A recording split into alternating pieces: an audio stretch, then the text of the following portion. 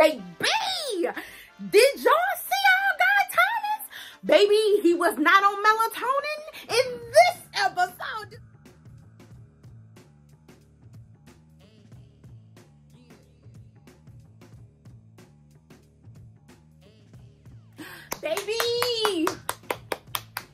Baby, this episode goes to Biden's half-brother, Sleeping Thomas. Okay, Melatonin Thomas was not ready to go to bed. Okay, he was ready to do some other things.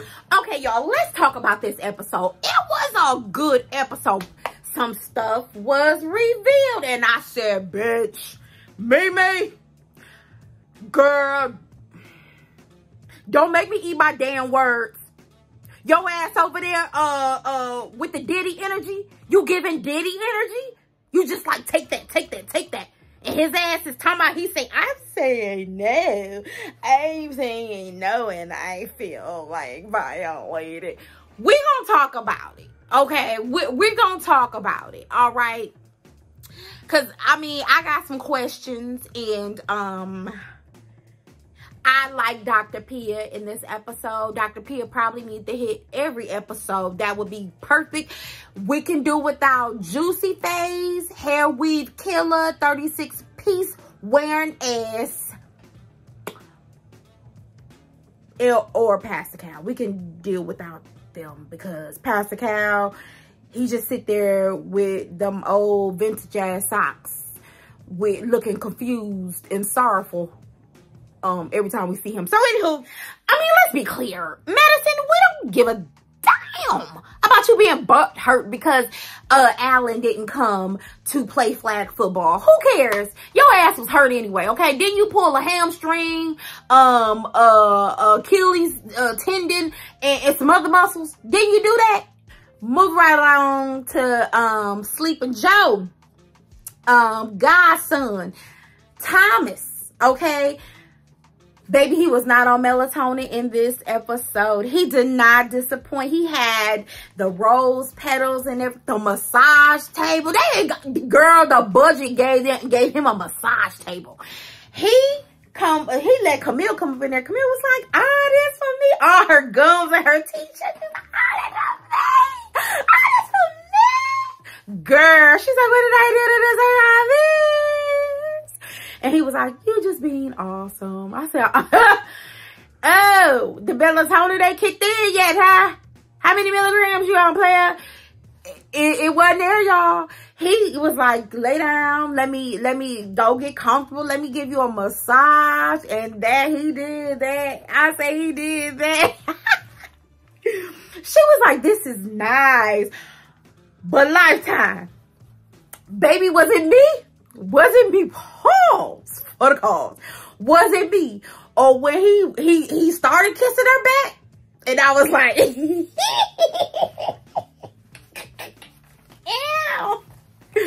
But when he kissed that thigh meat, y'all, sis, hold on, bro, 1 minute.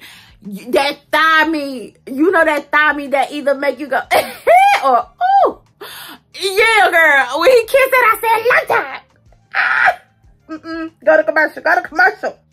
Juan and Karla, boring as hell. But I'm going to tell you what their problem is. Karla. A says, you sleep all day. Karla with the C on don't get to sleep all day. I have a 6-year-old, okay?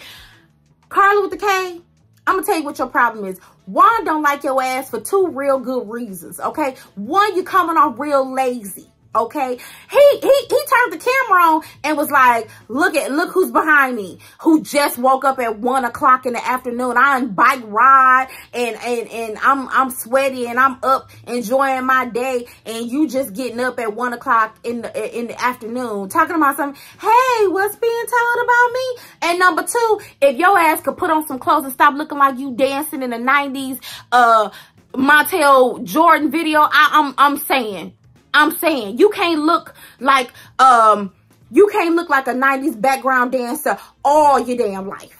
All right, put some clothes on. And the sad part is the first time I seen her really covered up was when she was sitting there talking to Dr. Pia's ass. Now, that's why he don't like you.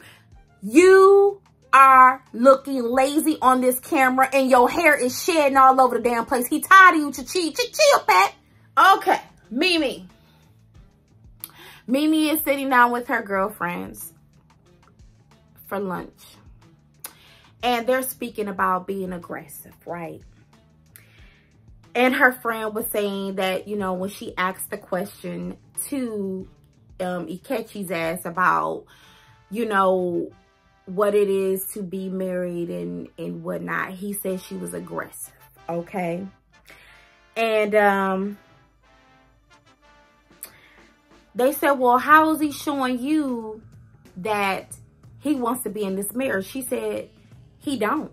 When he gets home and I try to have a serious conversation with him or get to know him better, he says this is not a good time and he wants to go to sleep. And then in the morning, he's up trying to go work out, so we don't get to talk. And I said, now see, he not listening. He ain't doing a damn thing these pastors and these professionals are telling him. Didn't Pastor Cal tell him to take notes? Didn't he say to him, hey, bruh? Did he say that? He said, hey, bruh, like this with his finger. He said, hey, bruh, hey, you gonna have to take notes or some shit, bruh, because you gonna have to do your husbandly duties. You can't be going to sleep at 9 o'clock and running to the gym at 4:30. Like, that ain't gonna work. You gotta put in your marriage. You're not putting in your marriage if you're going to bed at 9. Sometimes you got to stay up to 10 and 10:30 because you got things that you trying to do. All right? All right, bruh? And for her to say just a week or two after Pastor Cal told them that, he still ain't willing to go buy notes. It's a damn shame to me. Ain't it to y'all? Let me tell you how that girl was playing in y'all face. Okay, David and Michelle, they go see Michelle's friend to go get their eyebrows done. I could have did them shits. What she played in y'all faces. Okay, first of all, Michelle, what damn eyebrows? What eyebrows? I promise you, that lady didn't pluck, that lady snipped 1-2 hairs. It was like, they look good. You just want me to clean them up? You just want me to clean them up? And she snipped a few hairs and was like, all done. David, wasn't shit wrong with David's eyebrows. David was just trying to get some alliances. That's what that was. She played in y'all faces with them eyebrows. I promise you she did. But one thing about it, and 2 things for sure, and 3 things that I know gonna happen. Michelle ain't gonna never, ever, ever let an opportunity go to tell everybody who wants to hear her ass mutter and speak how unhappy or foolish this shit is that she's in. Yep. She told her friend, yeah, so we're faking it till we make it. You know, we're just, I just feel like we're just all over the place, you know. It's always a hit and miss with us, but I guess we're going. And her friend, I don't even know that lady name. Miss Lady, Miss play in my face eyebrow lady, Miss Lady. When she was speaking to David, she said, so David, she said it in a sarcastic tone. She said, so David, do you see the positivity that Michelle is always on? No, what I'm saying sarcastically is this bitch is negative all the time. This is what you marry. She negative all the time. And it all stems from the fact that you remind her of Little House on the Prairie. You remind her of the little buck town that she escaped from, like she was from, like she was in Utah, and she was in one of the damn polygamy marriages or some shit. One of the kids escaping polygamy. Like, the friend says, you know, she's a sweetheart, but you know, she really is a breath of fresh air. I said shit. Now, friend, I know you're lying right there, because she ain't did shit but smother David's ass with carbon monoxide, okay? She about to off his ass because she's so negative and toxic. What you mean breath of fresh air? Where? When? How come? When is gonna happen? Huh? I'm trying to figure that out, because Michelle and them 2 barrettes on the side of her head is frustrating the hell out of me. Okay? It's frustrating. I'm flustered now. Oh, Karla gave a sad story about, oh my God, when I grew up and, you know, in the Mexican culture. I was like, y'all both Latino, aren't you? Are y'all not? I mean, is he not from Cuba? And are you not from Mexico or wherever you from? That's Latin culture, right? Okay. Because she's always speaking to him like they're from different cultures or whatever. Now, I get upbringings, but she's always coming at him like he don't know what the Latin culture is, I guess. But she gave this whole story about growing up, they didn't communicate their feelings, and as they got older, things changed, and affection and love and communication was not given in their household and not a priority growing up. So that is what she craved in her home and in her marriage. And she basically tells Juan, I need that. And Juan says, sorry, I can't do it for you. I ain't gonna be able to do it. He says, you know, I'm trying to just be cool with you. You know, but I mean, what else you want me to do? Like, we not there yet. We not there yet. And I said, I started reflecting, because anytime a couple or, you know, one of these couples say they're not there yet, I'm always looking back on the marriage. Were they there? Did they show signs of affection? And the honeymoon. And the only time I could say that I felt Juan was there was the honeymoon. Was it me? Or when they was underwater and she was being a big ass brat and stuff. Did he not show affection to her then? Right? Am I right, y'all? Because I'm like, what changed? Something changed between the honeymoon and 2 weeks later. I'm not physically attracted. And I was like, well, shit, you could have fooled me with them underwater mermaid looking ass pictures. You could have fooled me. David and Michelle meet David's friends at the bowling alley, right? Okay. David thought he was going to be the punch bag. Michelle, I know you still trying to get your allegiance up, but everybody can see. Even you can see it's you. It is not David per se. It is you. You got your man that you wanted, that you interviewed for. They run it back to you. This what your man's supposed to be. He here. He in front of you. You don't want him. His friends say, could it be that your expectations are too much? She says, could be. You know they are. You can't get past what you think he makes financially.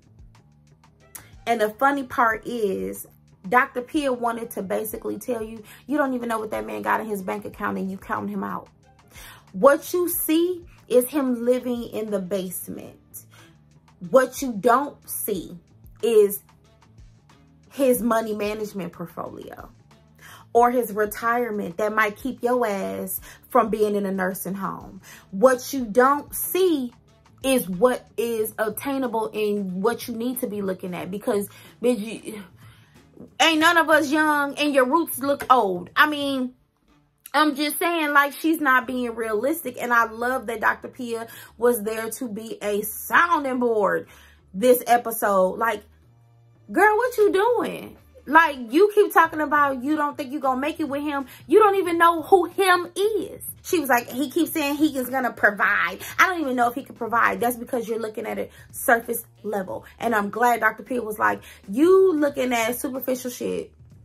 And you don't even know if that man's sitting on 100,000, 500,000, or if he got stocks and bonds up in this joint and he can take care of you and your mama too. You don't know. You are looking at it in a horrible way. And I said, and yet this damn man David keeps trying to make it work with your jean wearing ass. Okay? Every time we turn around, she got on the jean outfit. What is that about? Shit, looking like a bucket video. Bucket. Oh, bucket. Like a mechanical bucket. And take an iron to the shit. Raggedy ass sleeves, and she's sitting up there trying to cry. Damn, I almost poked myself in my eye. See, I be doing too damn much. Okay, so all the couples basically meet with Dr. Pia. Let's bust this down in under 10 minutes or less. Here we go. Dr. Pia meets with Madison and Alan. Bottom line is Madison don't prioritize her man over her friends and her lifestyle, okay? And Dr. Pia asked her, where are your priorities? And since you have a hard time investing in relationships, apparently, how do you prioritize? She was like, I prioritize everybody. She was like, so where does Alan fall in this shit? Because you still like to go to Monday night football games without your husband. You like to go out to eat in happy hour without your husband. You think your husband gonna be sitting there looking like a damn rooster whenever you walk through the door, and then you walk through the door with a little one coffee and get mad because he ain't ready. Like, what kind of mess is this? Are we showing up just to film? I'ma sing Camille. They meet with Dr. Pia. They tell her they consummated the marriage. It was nice. Kudos to you too. Okay. Camille's such a freak. Dr. Pia said, what's off limits? She said, I don't know. I got a lot in me. I got a lot in. Dr. Pia goes and asks Juan and Karla, Juan, how does it feel not to meet Karla's parents? Y'all think he answered that question? I don't think he did. He was like, well, we're going her speed. What the hell does that? How do you feel? How do you feel feelings? Is it making you happy, sad, anxious? We're going her speed. Yeah, we are going her speed, your speed too. However, how do you feel not meeting her parents? Okay, he never answered that. But what I do know is that he likes to overtalk. He likes to overtalk, and she showed her ass. Karla almost showed her entire ass this episode. I'm sorry, back up. When Karla was talking to Dr. Pia about the affection, he jumps in. Well, I'm sorry, I'm just not there yet. And I'm like, hold on. Stop over-talking her. Hold on. Like, and she was like, I mean, hold on, I'm talking. And Dr. P was like, oh, I saw that. I felt that in your spirit. That came up out of your juju. What was that about? She was like, what about? She was like, I heard your tone and the way you was talking to Juan. What was that? She was like, well, he won't let me talk. I said, he won't. He keeps interjecting and saying his piece. He was like, well, I'm just not physically attracted to her. She was like, well, you could have said that. We could have worked around that. If you would have communicated, you could have said that you weren't physically attracted. And he was like, and then I also feel like there is no chemistry. And Dr. P was like, okay, well, that can be built on, you know. She was like, that can be built on. I'm like, I don't know.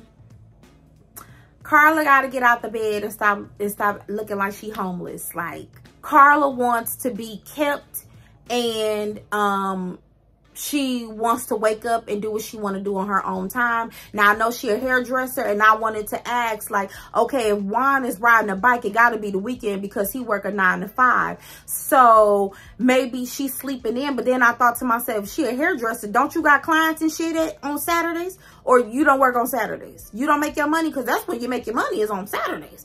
So if you don't work on Saturdays and you sleep until 1 p.m., when you doing hair, bitch? What do you mean? And Ikechi's late ass coming in here late, acting like he a bike messenger. He looked like a damn bike messenger. But anywho, he comes in and with all this attitude, with all this damn aggression. And Dr. Pia did deserve it, because she let him know, I'm not the one of the two. Okay? Don't play with me. Because the way she kept saying y'all, I was like, oh, Chicago is about to come up out of her. Because she kept saying, so what's going on with y'all? What's up with y'all? And he was like, oh, she was like, have a seat. He was like, I'ma sit over here. She was like, well, you're not gonna sit next to your wife? He was like, I'ma have a seat. Wait a moment. Who you talking to? I'ma have a seat. She was like, okay. So how was your day? How is everything going? Like, let's start there. Ikechi comes with the attitude. He was like, yeah, I'm here because I need to be fixed. She was like, wait a minute. Wait a minute. Hold on. She was like, let me let you know something right now. I'm not juicy face. I'm not about to smile in your goddamn face like this. Let me tell you something. The passive aggressive attitude that you carrying with me, sucker. Hey, Joker, you can let that go. You can let that go. He was like, she was like, I'm not it. I'm not it. She's like, either speak to me correctly with some respect and put some respect on my name, like I'm giving to you, or dead the scene. She was like, we can end this. He was like, yes, ma'am. Is that a Southern thing? Because everything out of his mouth is, I'm not used to, I'm from the South. I'm from the South. Is this why you didn't make it in the South in this, with the Houston cast? So you come up here, like, because all that attitude you was giving was real bitchy. I'm telling you guys. How he came off was aggressive, okay? Now, I said, Mimi, don't make me eat my damn words, but she kind of did. So I'm gonna have to say, from how he explained your behavior in that apartment, bitch, you coming off a little aggressive. Okay, just a bit aggressive, just a bit needy. Okay, you coming off a bit needy. All right, like you need his peen, and you don't. It don't even look like it. Look, let me look. They're sitting in the restaurant, right? So after she tell him off and tell him to kill that shit, basically, he was like, I don't want to speak on anything sensitive that we've spoken about. So he gets permission from Mimi. Mimi was like, with them heavy ass lashes, somebody redo her lashes. Like, seriously, I need somebody not to play in her face, but to lighten her lashes up a little bit. They too heavy. And she may have too many clusters. Just an observation. But she paused for a minute, and then she was like, no. He can say how he feel. Go ahead. He tells us Mimi tried to initiate sex last week. Okay, after they talked to Pastor Cal, she took it upon herself to initiate sex because she wants some, and she feel like this my husband, and she going after what she want. Okay, and he said, I told her no, I don't want it. I need to get to know her.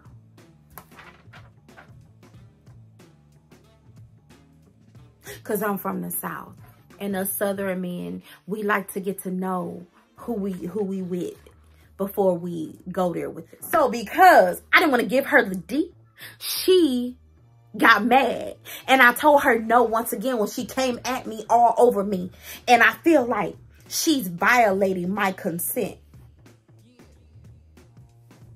Dr. P was like, wait a minute.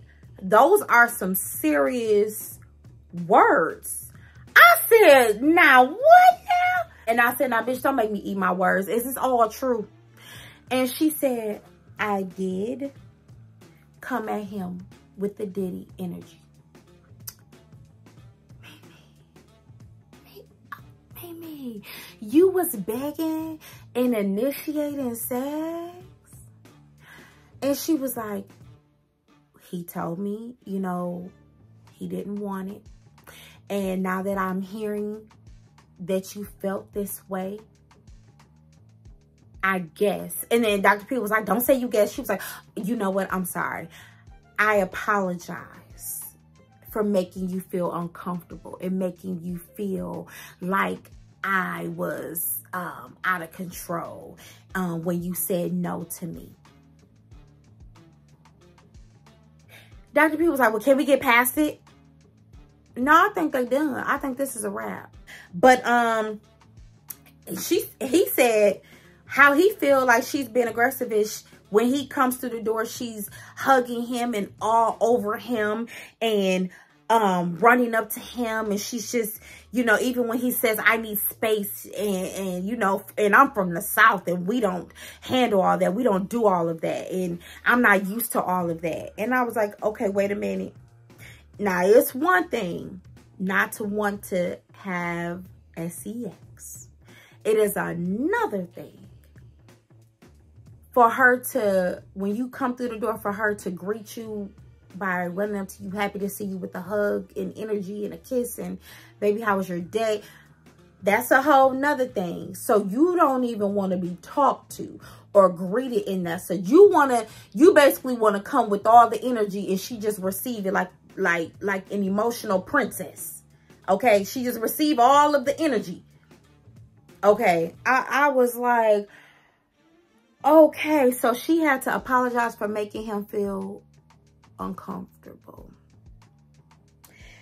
and for being herself, and her true authentic self is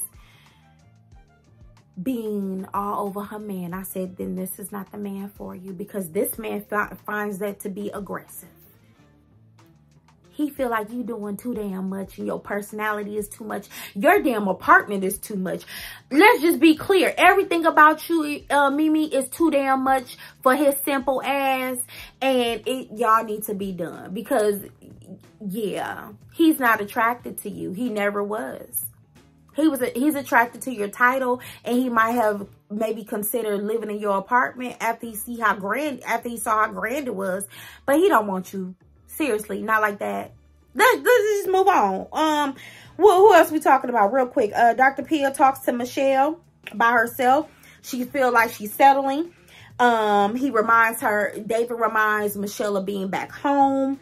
She's from a small town. This shit is superficial. And Dr. Pia basically tells her, look, I'm just reminding you of what you said you wanted. What you said you wanted was a man with sleeves, full tattoo sleeves, and who's strong and confident, and who's edgy. And I gave your ass that, and you still ain't happy. Madison, you so damn nasty. How you wearing Daisy Dukes with no drawers on? They plant, y'all, this cast nasty. So, real quick, Madison is playing Twisters with Alan. And they're having this hot and bothered edition, basically because they need to build intimacy, okay? They need to develop some closeness. So they're playing hot and bothered Twister, okay? It's clear. It's an intimate, it's an exercise for intimacy, right? Madison's thinking, cut out short. Like, I was like, all your ass out in them shorts. But anywho, tell me something nasty. I'm not wearing any panties. She went boomerang on her ass. So you mean to tell me you forgot the panties, but you left the bra on? You put the bra on. The bra is obvious because we see the bra, okay? But you forgot to put your drawers on?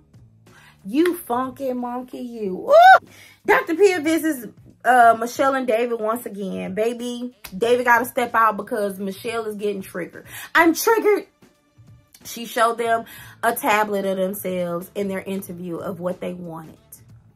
The girl said again, she wanted a beard, a sleeve tattoo, edgy confidence.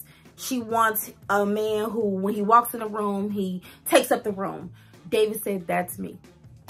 That's me in a nutshell. We agree. That's you in a nutshell. She was like, I see what you're doing and I'm getting mad. Dr. B was like, I don't give a fuck your feelings. Give a fuck. What? You mad? She was like, David, excuse us. Excuse us. Bitch, what you mad about now? She was like, I see what you're doing. She was like, doing what? Your goofy ass keep saying you don't know why you getting matched with him. You don't know. I'm trying to show you why. Okay? You keep saying the shit and I'm going to keep putting it in your face. Why? And she was like, okay, I get it. I see what you're doing. Well, act like it then. Like if you see what she doing, act like it. Be nice to the man. Stop telling everybody who will listen that you're unhappy in this marriage and he's not meeting your expectations. Because I'm about tired of hearing it. You are, you're just a downer, Debbie Downer. Michelle. Y'all, did I miss anybody? If I did, Y'all know what to do. Put it in the comment section, okay? Okay, I'm gonna get y'all. I'm gonna let y'all go. I'm done. I'm done talking to you. I'm done. We done talking about this recap. Drop down in the comment section. We can continue talking, okay? But I'm gonna get off of here because I know y'all tired of me, right? Okay. Look, if you haven't liked the video, please like the video and comment below on what you think, okay, of the show thus far, okay? My name is Karla. I will see you later. Thank you for supporting the channel. Until next week. Happy holidays, guys. Bye.